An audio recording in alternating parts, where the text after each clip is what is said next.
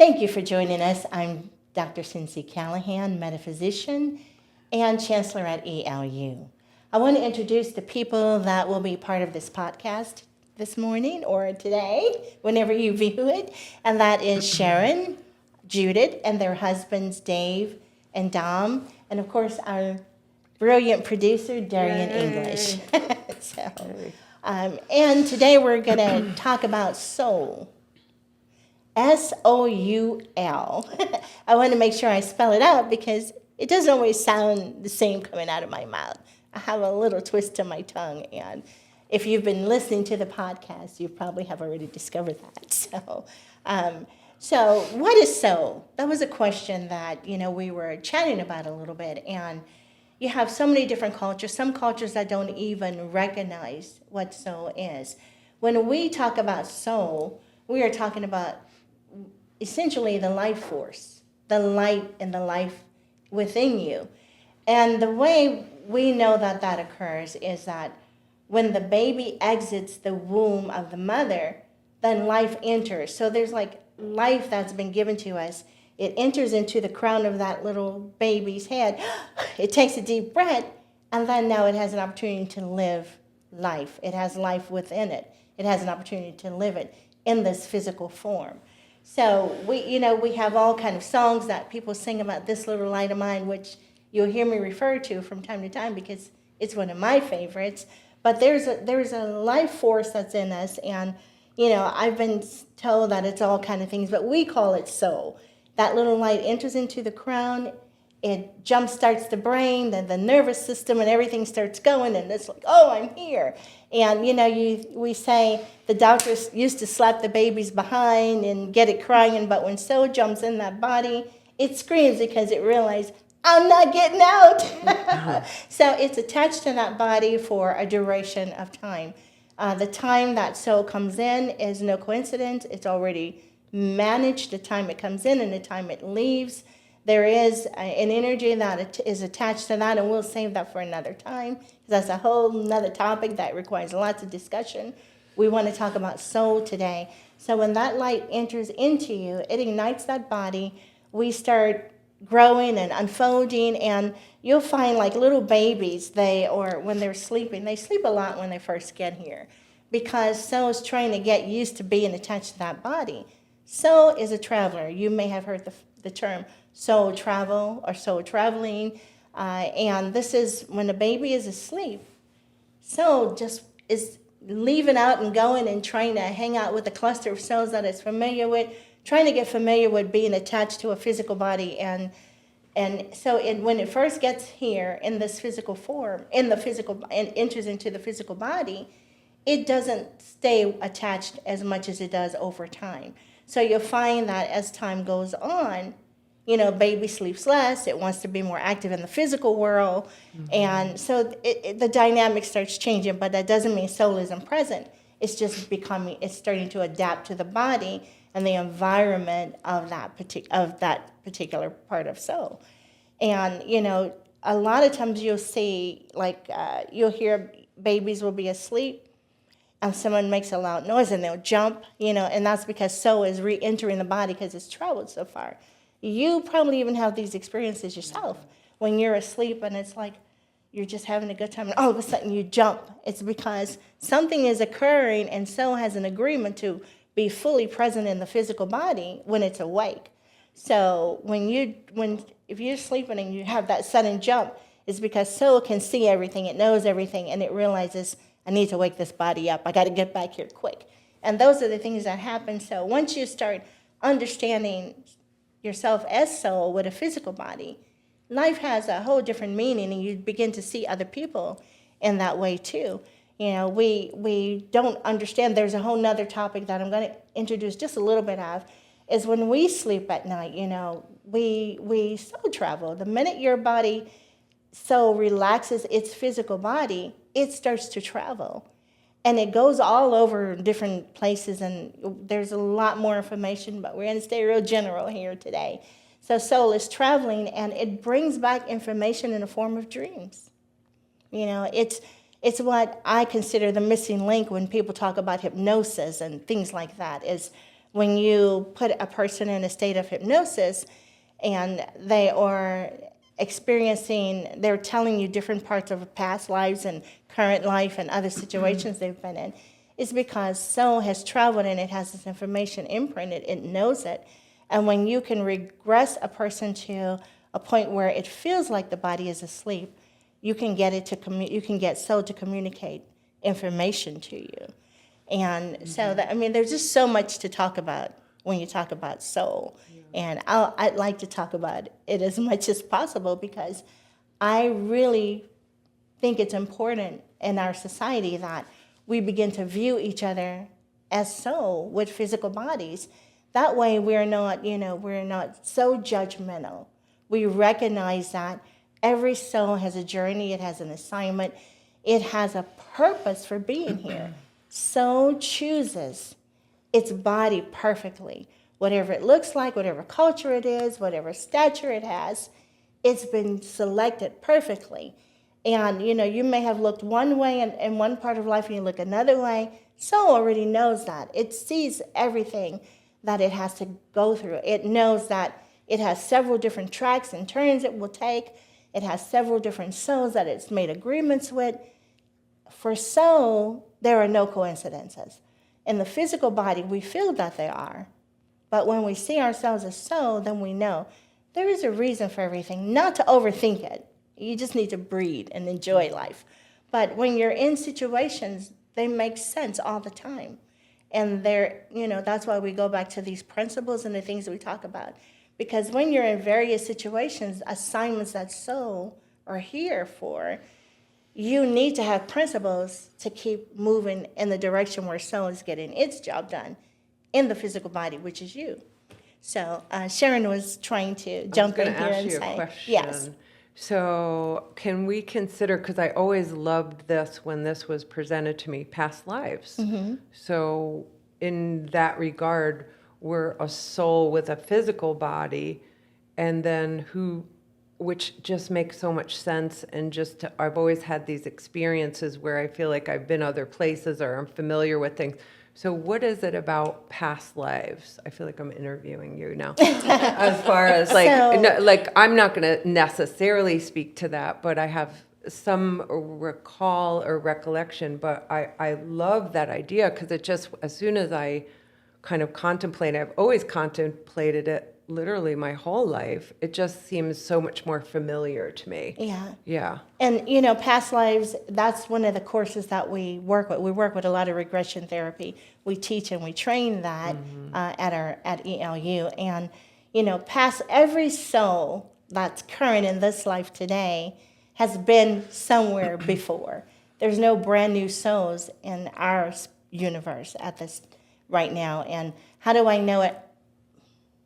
I have no idea, but I have an idea, but it's not something I want to talk about right now. But so past lives, when soul comes in, you will have souls that have had some extreme journeys in other life, or some extreme activity or actions, or something that is so imprinted on soul that when it comes back in the physical body and in the brain and in the familiarity of the physical world, it remembers other lives that it has had.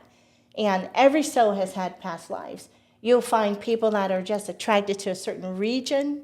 It's like some people live here, and I've had people say, I really want to go to Mexico. I really want to go to Puerto Rico. I really want to go to Switzerland.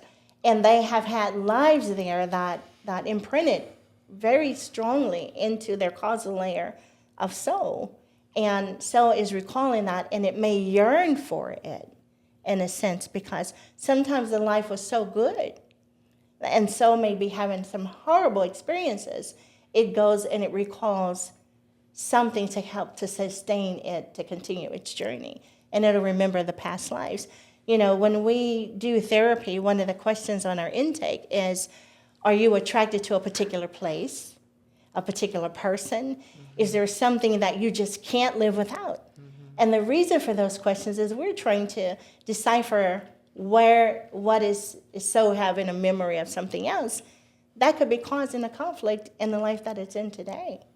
And I mean, I have a really lovely experience, and some people won't like this, so you can turn off the thing right now because it's going to have to do with homosexuality. And I had a gentleman who came to see me it's not homosexuality. It's something else, but you'll figure it out. It's a little bit difficult for me. So there was this young man who came to see me. He was probably 6'1", gorgeous man, but he was in a physical form. He had on female clothes. He was just a beautiful woman, tall model, walked like a runway model, had everything more eloquent than a lot of females that I've met. And he wasn't overstated like a lot of men who do that. So he came in to see me, and he sat down, and I communicated with him as a male, and he's like, most people, I can pull this off. I said, no, I'm not seeing you here. I'm seeing you as so, and so doesn't make a mistake. I know it chose a male body. You chose to challenge everything in this way. And so he was coming to me because he was going to have a sex change, and someone said, go see her. She's a little whacked out. She might be able to help you in ways that other people can't. So that was his reason for coming, and we had a great session because it was truthful to him. He said, I didn't bite my tongue. I just said whatever I felt. It was different from how he felt, and he was a good communicator. We were both good communicators, so there's no argument going on. And so we talked about past lives, and he had a past life, the most recent life, the one prior to the one he was in, where he was a gorgeous woman and got so much attention from everybody, male, female, everybody, that he just so remembered all the attention it got in that life. And this current life that he was in, he came from a broken family that was always fighting about different things. He never got any attention. He was just in a family where people just, this is what he said to me. I feel like I was just in a house, and they made sure I had shelter and food. Everything else was up to me. So he had no attention, so he was recalling all the attention it had from that previous life, and it started acting and mimicking the female role, and he was getting attention. It wasn't good attention in this life, but it was attention, and it was people saying, don't dress like that, you're a boy, don't do this, that. And so he was getting attention, so he just kept yearning for that attention that he had in a previous life. But throughout the time with our sessions, after talking about that previous life, he every time he came in, he dressed more and more masculine. And what the result of that was, by him recalling that previous life as so in this physical body, help him to detach from what he had and be able to appreciate this new opportunity to live. And today he's married with 5 kids and has no yearning to be a female or anything like that. He literally detached from his previous life. Hi, everyone. I'm Dom Salino. I want to thank you for listening to this podcast. ELU is a very unique experience. It's a school that will enable you to be original thinkers, to have your own original thoughts, and to be able to think for yourself. By doing that, it will enable you to think, to be true, kind, and fair, and most of all, to learn your principles. Once you establish your principles, and then you continue in a whole new realm. The school has classes that are designed to help you along this process. And with that, I want to invite you to look at the website for Enlight University. There you can see the list of classes that are available and see what works for you. And embrace the life that he was in. And, I've seen that in various avenues of life, different, people trying to mimic another person, trying to be like someone else, and because maybe they were attached to them in a previous life, or, they had some attachment to the thing or the place or the time in a previous life. And, there's I guess, some reference to, there's some research, I should say, about people, going, therapists going back and getting recordings of people who had previous lives and being able to identify the actual life that they're talking about, And that's fine if that's what you feel like you need to do. But if you find that you're attached to some kind of situation that's uncomfortable, you can discover, in most cases by doing past life regression, that there is some sort of attachment to the thing, because we're here to have a free life detached. And we talk about this all the time.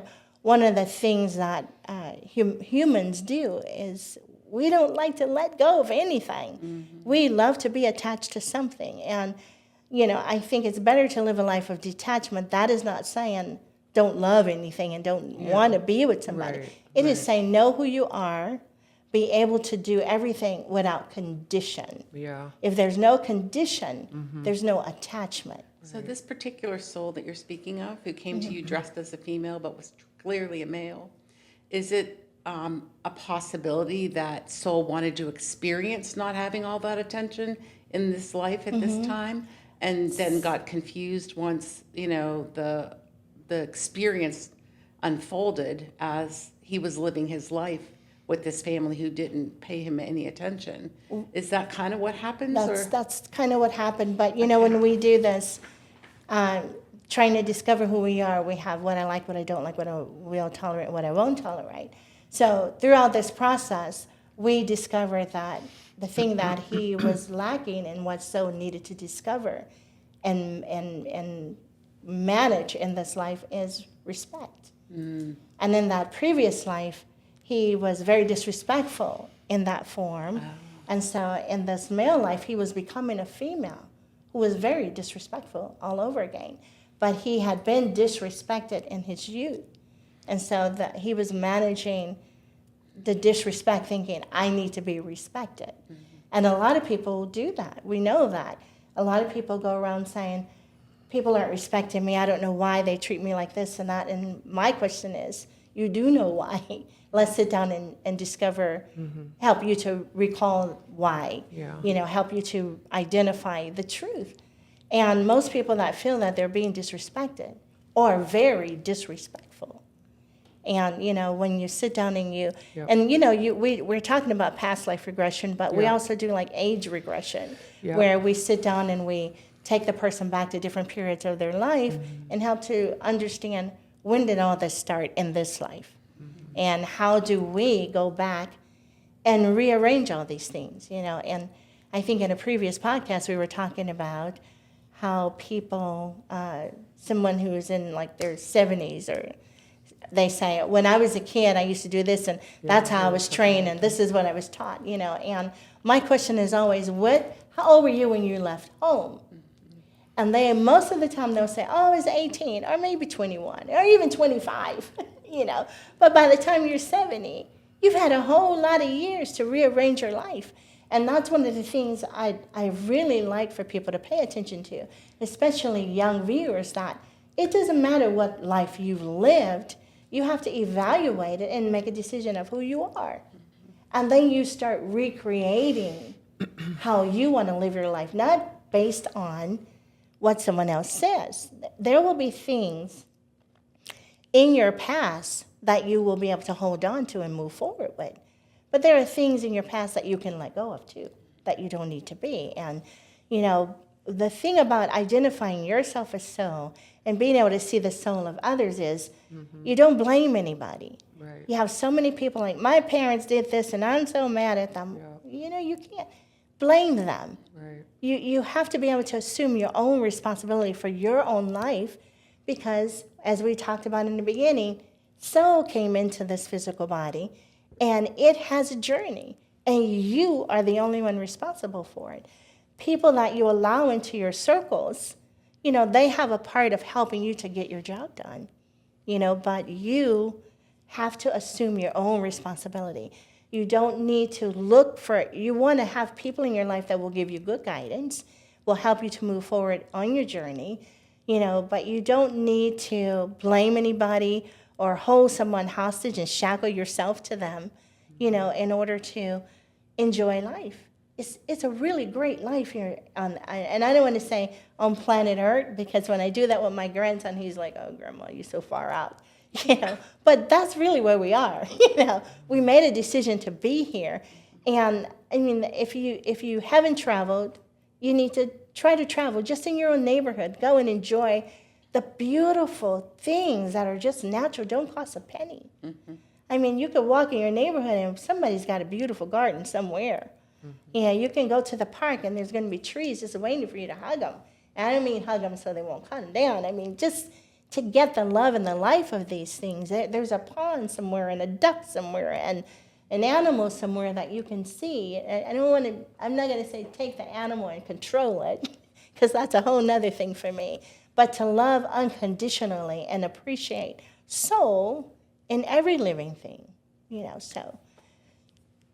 I don't have anything to say. Oh, yeah, I did want to ask this for you guys, both of you. So if you've got I don't want to say lesson, if you've got an experience in a past life, right? So then I'm in this new physical body. I'm the same soul. I'm just the same soul, right? I haven't necessarily resolved what I needed to do in that past life. I'm here. I'm here again. It's probably the same thing that I hadn't taken care of in my previous life. Is that correct? Not all the time. Not all the time. Not all the time, because we've had so many lives. Okay. But people talk about karma and what you sow, you reap, and I went through that. I practiced Buddhism for a while, and that was one of the big things. And I just knew that couldn't be true for me. And that is not to say change your philosophy. Right. That's not what I'm saying. My philosophy needed to change because I realized everything I do there's no room in a life for that to happen. Right. And if you've had so many lives, you never get anything done, ever. So, if you bump into somebody and they drop something and they cut their foot on a piece of glass, that doesn't mean you're going to have that same experience. Right. Most of the time, there's a different part of something that you're gaining from that. So everything you do does not come back to you. Everything you reap, you don't have to sow. And I like to make that clear because I know that a lot of people are being held hostage. Right. A lot of people are being held hostage with some of those phrases. Right. But when you come into life, every life has a different set of circumstances. But if you in a previous life maybe were disrespectful, or a liar that created chaos, it's always a situation that created something for a large group of somebody. Gotcha. And so when you come into life, it's in this cluster, it's going on, and once they start getting to a certain point, it's like, oh no, I'm on my way back. I didn't realize I was going there. Oh, I'm here now. So when it's here, it has memory. It remembers everything. You hear people say that God is all-knowing, where our literal soul, whatever you want to call the deity that creates everything, is all-knowing. It's its dream. It's so to speak, it's its creation. And so when it takes a little piece of itself and plugs it into you, then you are all-knowing as well, because you're attached to the same big source. And that is why you don't have to be afraid of anything. Right. I know that when you're afraid of anything, if you're afraid that what you reap, you will sow. If you do this, if somebody gave you a list of something to live by, if they gave you the list of something to live by, literally it's their list that they need to live by. But if you choose to get into their life and live by their list, then you're going to feel challenged your whole entire life. You're going to be like, I told a lie. Oh, I didn't do this. Oh, I talked to my neighbor's husband. Oh, and like you're frantic and you're afraid of everything. And, you're not seeing life as so. You're not appreciating the opportunity of living in a beautiful place of so many living things, And one of the things that, that is very important in a life is to be able to see and identify. So that is one of the main qualifications, actually, for being a staff and an alumni of the university, is that you have to literally be able to see so and not the physical being.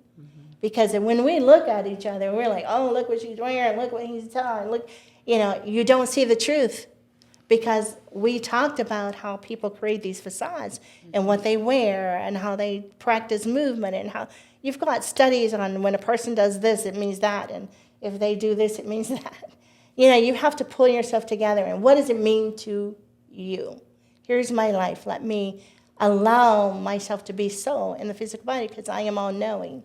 And that doesn't mean you need to know what the next person needs to know. Right. It means that you need to know, soul will allow you to know what it needs in the life that it chose to participate in. So you've got people, you've got these schools divided into all these groups. You've got a magnet group and this group and a not so good group over here. All these different ways of segregating, like with parties of politics and scholars in different groups and education, you know. And the truth is, if you're good in one of those areas, it's because that's what soul needs to be a part of to get its job done. If you're not good in the area, you want to take a closer look at who you really are and get in the place where you fit best. Because you're not going to work, you're not going to fit in a place you didn't come here to be. Mm-hmm. And you don't want to be someone you're not. That's why the key is, like we all talk about, you have to know who you are. Why do you want to be in that space or try to be like somebody else or, you know, it's just not the truth. So it becomes problematic at best. I mean, how many people do you have Destructive. just this general conversation with that are so unhappy? Yeah. You know, everyone has happiness. It's a part of our journey. Yeah. Whatever happiness, however you define happiness, Yeah. it's there for you. You can only define what's available to you. You know, and that's another thing that we do when we work with people. We you know, if we are working with someone and we're discussing abuse, we say, I need you to define abuse to me. The abuse that you're familiar with, not the definition in a dictionary somewhere. What does it mean to you? Not something a therapist or some other professional said to you. What is abuse to you? Tell me that. And, you know, abuse to that person might be, I didn't get to eat when I was a kid. So you know, and then, I mean, when they can get to the truth of what it is, then they can come up with why they have certain behaviors in this adult life, and you can get them to confront it. And one thing that we know from our therapy is that when you can confront something, you can make a decision to let it go or keep it. Yeah. It's okay either way, you know. So, you know that, you know, I love to talk about soul. I could talk until You fall asleep. I won't fall asleep. I'll stay conscious Until of you soul. fall asleep. Until we fall asleep and you say, oh, okay, that was all they could handle today. That's all they could handle. But I do, and I know we start talking about this and we can just go forever and ever. And there's so much more to say. It's a great excitement.